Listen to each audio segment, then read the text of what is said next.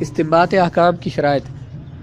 معلوم ہونا چاہیے کہ استنباط احکام کی صلاحیت ہر خاص و عام میں نہیں ہوتی۔ ہر بندہ یہ کہے کہ میں قرآن سے حدیث سے خود نکال لوں گا اور قرآن و حدیث موجود ہے، مجھے کسی امام کی کیا ضرورت ہے اور مجھے کسی اور عالم کی اتباع کرنے کی کیا ضرورت ہے۔ تو خود بندہ کوئی بھی ہر خاص و عام قرآن سے احکام نکال نہیں سکتا، بلکہ اس کے لیے بنیادی طور پر دو چیزوں میں مہارت ہونا ضروری ہے۔ پہلی چیز یہ ہے عربی لغت کا جاننا۔ استنباط احکام کے لیے بنیادی شرط یہ ہے کہ انسان عربی لغت میں مہارت رکھتا ہو، کیونکہ احکام شرعی احکام کے بنیادی مصادر جن سے شرعی احکام مصدر کہتے ہیں، مصدر کا معنی کیا ہوتا ہے بھلا؟ نکلنے کی جگہ، لینے کی جگہ۔ تو شرعی احکام کے بنیادی مصادر جن سے ہم شرعی احکام لیتے ہیں وہ کیا ہیں؟ قرآن ہے، سنت رسول ہے۔ تو یہ دونوں کیا ہے؟ عربی زبان میں ہیں۔ ان کو سمجھنے کے لیے ہمیں عربی لغت کو جاننا ضروری ہوگا۔ اب عربی لغت کے لیے بہت سے علوم ہیں، صرف ہے، نحو ہے، بلاغت ہے۔ بلاغت کی مختلف قسمیں، صرف اور نحو کی گہرائیاں ہیں۔ پھر علم تجوید ہے، علم قراءت ہے، بہت سے علوم ہیں جن کا عربی لغت سے تعلق ہے۔ علم اشتقاق ہے، لفظ سے لفظ بنانے کیسے ہیں، اعراب کیسے دینے ہیں، پھر لفظ کس کس معنی میں استعمال ہوا، علم بلاغت ہے۔ یہ سارے علوم عربی لغت کے حاصل کرنا یہ ضروری ہے۔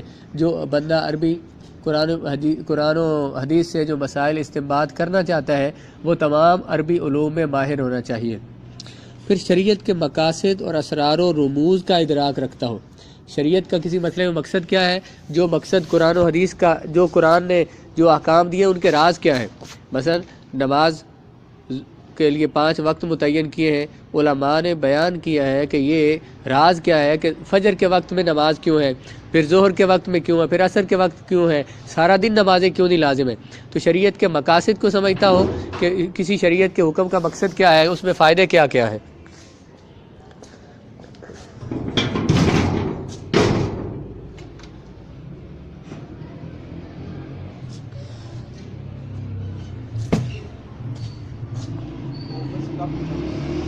کب میں بھجوا دیتا ہوں۔ ادھر ہے کوئی نہیں آپ کے پاس؟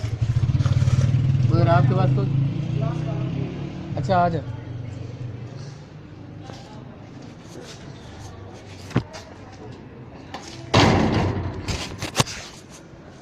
تو شریعت کے مقاصد اور مثلا شریعت کا کوئی مثال کے طور پر یہ جو کہا کہ نماز پڑھیں، نماز کے مقاصد کیا ہیں؟ نماز بندے کو متقی بناتی ہے، نماز بندے کو وقت کی پابندی سکھاتی ہے، نماز بندے کو گناہوں سے دور کرتی ہے۔ اس طرح سے کہا کہ مثلا ماں باپ کی خدمت کریں، اولاد کی خدمت کریں۔ یہ کیوں بھائی؟ اس سے اپنی نسل کی حفاظت کرنا ہے، جانوں کی حفاظت کرنا، مال کی حفاظت کرنا۔ شریعت کے مقاصد کو جانتا ہو۔ استنباط احکام کے لیے دوسری شرط یہ ہے کہ آدمی شریعت کے سر بستہ رازوں کو اور اس کی حکمتوں سے آگاہ ہو، اور اس کے ساتھ ساتھ اس کے اغراض و مقاصد کا بھی عرفان اور سمجھ رکھتا ہو۔ علاوہ ازیں اجتہاد کی دیگر شرائط، اجتہاد کی یعنی مسائل کو اخذ کرنے کی دیگر شرائط بھی اس میں پائی جائے۔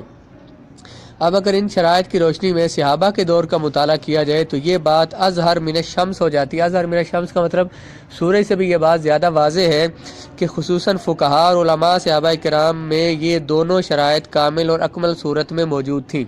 2 شرطیں کون لکھی؟ عربی زبان جانتا ہو اور شریعت کے مقاصد کو جانتا ہو، شرعی احکام کے مقاصد۔ صحابہ دونوں باتوں کو جانتے تھے۔ عربی زبان ان کی مادری زبان تھی، جس کی تمام تر اقسام، انواع، آداب، محاورے، ضرب الامثال وغیرہ سے وہ مکمل طور پر واقف تھے۔ اس کی گہرائیوں میں غواصی کر کے، غواصی مطلب غوطہ زنی کر کے وہ گوہر مقصود حاصل کرنے میں کامل تجربہ رکھتے تھے۔ وہ عربی لغت میں غور و فکر کر کے وہ اپنا مقصد، گوہر موتی کو کہتے ہیں، اپنا مقصد حاصل کرنے کی وہ طاقت رکھتے تھے۔ ظاہر زبان ان کی یہ تھی، عربی زبان کو مکمل طور پر جانتے تھے۔ مزید برآں اس سے زیادہ انہیں اپنے اوقات کا اکثر و بیشتر حصہ حضور علیہ الصلوۃ والسلام کی معیت اور صحبت میں گزارنے کی سعادت رہی، جس کے سبب وہ قرآنی آیات کے اسباب نزول کہ کسی آیت کے نازل ہونے کا سبب کیا ہے، اور اس طرح حضور کے ارشادات نبویہ کے حقیقی معنی سے بھی آگاہ تھے۔ حضور کی مجلس میں بیٹھتے تھے، قرآن بھی وہ جانتے تھے، قرآن کے ہر آیت کا سبب نزول جانتے تھے، کیوں آیت نازل ہوئی، مقصد کیا تھا اس کا، یہ سب کچھ وہ جانتے تھے، جس کی بنا پر شریعت کے احکام کے اسرار و رموز سے جو واقفیت انہیں تھی کوئی بھی اس میں ان کا شریک نہیں تھا۔ صحابہ کو دونوں چیزیں معلوم تھی۔ احکام کے استنباط کے لیے کیا چاہیے؟ قرآن، عربی لغت کو جاننا اور شریعت کے احکام کو اور اسرار و رموز کو جاننا، یہ باتیں دونوں انہیں معلوم تھی۔ جب یہ باتیں دونوں انہیں معلوم تھیں، انہیں مزید اجتہاد کرنے کی ضرورت ہی نہیں تھی، کسی اور کے پاس جانے کی ضرورت نہیں تھی، وہ خود مجتہد تھے۔ استنباط احکام کی اس بنیادی صلاحیت اور قابلیت کے موجود ہونے کے پیش نظر انہیں اپنے دور میں یہ اسلامی اصول فقہ کے جو اصول ہیں، قواعد انہیں لکھنے کی ضرورت ہی محسوس نہیں ہوئی، کیونکہ وہ تمام جو بنیادی چیزیں مسائل کو نکالنے کی ان کو وہ جانتے تھے۔ اس لیے اس دور میں تدوین اصول کے عمل کا آغاز نہ ہو سکا۔ بات سمجھ آ گئی ہے؟ یہ جو کہا جاتا ہے کہ صحابہ کے دور میں نہ فقہ نہ اصول فقہ، تم نے کہاں سے نکال لی؟ اس کی وجہ بیان کی ہے کہ شریعت کے احکام کو جاننے کے لیے جو دو بنیادی چیزیں ہیں وہ ان سے صحابہ واقف تھے، اس لیے انہیں یہ اصول اور قواعد لکھنے کی ضرورت پیش ہی نہیں آئی۔ لیکن اس کا یہ مطلب قطعاً نہیں کہ انہیں اس دور میں قواعد سرے سے موجود ہی نہیں تھے۔ خان صاحب آج وہ اوپر سے نا وہ کپ لڑکا کہہ رہا تھا تو وہ واپس لے آئیے۔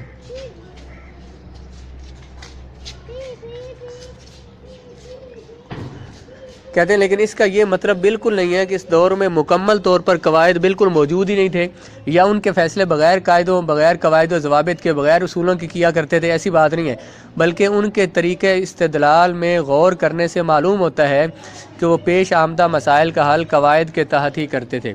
کہتے ہیں یہ جو ہم نے کہا کہ صحابہ کو قواعد اور اصول مرتب کرنے کی ضرورت نہیں تھی، اس کا مطلب یہ نہیں کہ ان کے جو فیصلے ہوتے تھے بغیر قواعد کے ہوتے تھے، بلکہ اگر ہم ان کے طریقہ استدلال میں غور کریں، طریقہ استدلال کا مطلب دلیل بنانے کا طریقہ، صحابہ کے دلائل بنانے کے، دلیل دینے کے طریقے میں اگر ہم غور کریں تو ہمیں پتہ چلے گا کہ صحابہ کرام پیش آنے والے مسائل کا حل قواعد کے تحت ہی تلاش کیا کرتے تھے۔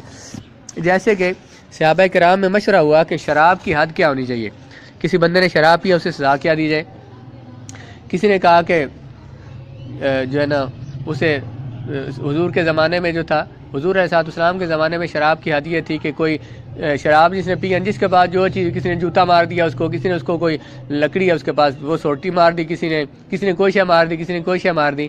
اب حضرت عمر کے زمانے میں اس پہ صحابہ کرام میں مشورہ ہوا کہ اس کی حد متعین کی جائے، کیا ہونی چاہیے۔ مختلف لوگوں نے اپنی اپنی رائے دی، جناب علی نے جو رائے دی وہ سنی اور پھر دیکھیے کہ وہ جو فیصلہ کرتے وہ قواعد کی روشنی میں کرتے۔ حضرت علی نے فرمایا کہ شراب کی حد 80 کوڑے ہونی چاہیے۔ وہ کیوں فرمایا؟ کہ قرآن میں تہمت کی حد جو ہے وہ 80 کوڑے ہے، سورہ نور میں تہمت کی حد 80 کوڑے ہے۔ حضرت علی نے فرمایا کہ شراب کی حد بھی 80 کوڑے ہونے چاہیے۔ اب ان کی دلیل دیکھیے کیسے بنائی انہوں نے فرمایا ان الرجل اذا شرب سکر، جب بندہ شراب پیے گا اسے نشہ ہوگا، واذا سکر حظا، جب اسے نشہ ہوگا تو ہذیان بکے گا، مطلب غلط گفتگو کرے گا، گالیاں دے گا، واذا حظا افطرا، جب وہ غلط گفتگو کرے گا، لاغو باتیں کرے گا، جھوٹی گالیاں دے گا، افطرا تو کسی پر تہمت لگائے گا، اور وعلی المفتری 80 جلدتن، اور جو کسی پر تہمت لگائے اسی کی سزا کیا ہے؟ 80 کوڑے۔ اس لیے شرابی کی سزا کیا ہونی چاہیے؟ 80 کوڑے۔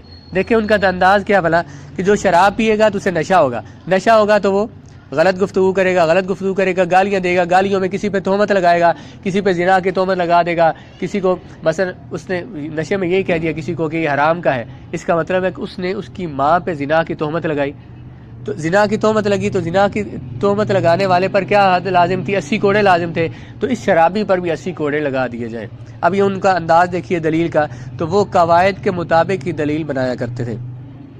اسی طرح جب عبداللہ ابن مسعود سے حاملہ عورت جس کا خاوند فوت ہو گیا پوچھا گیا کہ اس کی عدت کیا ہوگی، ایک تو اس کا خاوند فوت ہو گیا، دوسرا اس کی وہ حاملہ بھی ہے، اب اس کی عدت کون سی ہوگی؟ کیا اس کے خاوند فوت ہونے والی عدت جو 4 مہینے 10 دن ہے وہ ہوگی، یا اس کی عدت بچہ پیدا کرنے والی ہوگی؟ تو انہوں نے فرمایا کہ ان عدتها بوضع الحمل، اس کی عدت وضع حمل ہے، بچہ پیدا کر دے اس کی عدت ختم ہو جائے گی۔ ان کا دلیل کیا تھی؟ انہوں نے کہا کہ اللہ تعالیٰ نے فرمایا وَأُولَاتُ الْأَحْمَالِ يَجْرُهُنَّ يَضَعْنَ حَمْلَهُنَّ، جو عورتیں حاملہ ہیں، حمل والی ہیں، ان کی عدت یہ ہے کہ وہ اپنا بچہ پیدا کر دیں، بچہ پیدا ہوگا ان کی عدت ختم ہو جائے گی، اب وہ آگے جس سے نکاح کرنا چاہیں تو کر سکتی ہے۔ یہ آیت سورہ طلاق میں ہے۔ اور دوسرا اللہ کا ارشاد ہے وَالَّذِينَ يُتَوَفَّوْنَ مِنْكُمْ، جو تم میں سے فوت ہو جائیں، وَيَذَرُونَ أَزْوَاجًا، اور پیچھے بیویاں چھوڑ جائیں، يَتَرَبَّصْنَ بِأَنفُسِهِنَّ، وہ بیویاں روکے رکھیں گی اپنے آپ کو 4 اشہر معاشرہ، 4 مہینے اور 10 دن۔ پہلی آیت میں حاملہ عورتوں کی عدت بیان ہوئی، وہ کیا ہے کہ بچہ پیدا کرنا۔ دوسری آیت میں جو سورہ بقرہ کی آیت ہے اس میں کیا ہوا کہ جن کا خاوند فوت ہے ان کی عدت کیا ہے؟ 4 مہینے اور 10 دن۔ اس آیت یہ جو دوسری آیت ہے اس کا تعلق سورہ بقرہ سے ہے، تو چونکہ سورہ طلاق سورہ بقرہ کے بعد نازل ہوئی، ان کا انداز دیکھیے، انہوں نے کہا کہ سورہ طلاق کی آیت جو ہے اس میں کیا تھا، حمل والی عورتوں کی عدت وضع حمل ہے، سورہ بقرہ پہلے ہے، پہلے نازل ہوئی، اور یہ آیت پہلے نازل ہوئی، اس میں کیا ہے کہ جو فوت ہو جائیں ان کی عدت 4 مہینے، اور ان کے عورتوں کی عدت 4 مہینے 10 دن ہے۔ گویا حضرت عبداللہ بن مسعود نے اپنے اس استدلال میں اصول فقہ کے اس قانون کی طرف رہنمائی کی ہے، ان متاخرہ ينسخ المتقدمہ او یخصصہ، یہ تاخر لکھا ہوا اصل میں متاخر ہے، جو بعد والی متاخر دلیل ہوتی ہے وہ پہلی والی دلیل کو منسوخ کر دیتی ہے۔ آپ نے اس دلیل سے آپ نے کیا کہا کہ اس کی عدت کیا ہوگی، وضع حمل ہوگی، بچہ پیدا کر دینا، کیونکہ پہلی آیت جو تھی وفات والی وہ آیت پہلے کی ہے، اور جو وضع حمل والی جو آیت ہے یہ بعد والی ہے، تو بعد والی پہلی والی آیت منسوخ ہوگی، بعد والی ناسخ ہوگی، تو بعد والی آیت پر عمل کیا جائے گا۔